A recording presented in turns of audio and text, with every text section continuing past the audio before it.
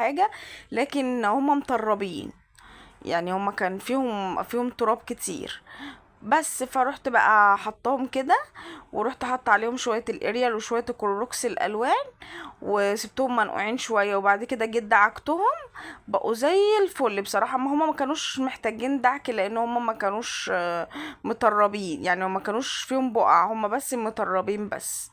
هنا بقى بصوا الريسبشن اهو بعد ما روقته.